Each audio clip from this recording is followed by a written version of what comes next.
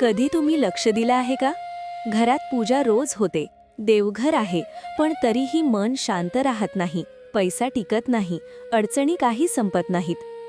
असं का होतं?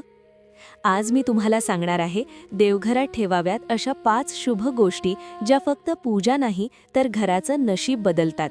देवघरात ठेवाव्यात अशा 5 शुभ गोष्टी. 1. तुळशीचे पान किंवा तुळस रोप. विष्णूची कृपा, घरात शांती. 2. शुद्ध तांब्याचा कलश, पाणी भरलेला, सकारात्मक ऊर्जा सतत वाहते. 3. नियमित पेटणारा दिवा, तूप किंवा तेल, अंधकार नष्ट होतो, मन प्रसन्न राहतं. 4. शंख, स्वच्छ आणि पूर्ण, नकारात्मकता दूर होते, वातावरण पवित्र होतं. 5. स्वच्छ अखंड मूर्ती किंवा फोटो, पूजा फलदायी होते, श्रद्धा वाढते. देवघरात ह्या 5 गोष्टी ठेवल्या तर कृपा दुप्पट होते. देवघरात शुभ वस्तू, घरात शुभ घडामोडी. तुमच्या देवघरात यापैकी काय आहे? कमेंट करा. दुसरा भाग हवा आहे का? येस लिहा. आणि आमच्या चॅनलला सबस्क्राईब करायला विसरू नका. धन्यवाद.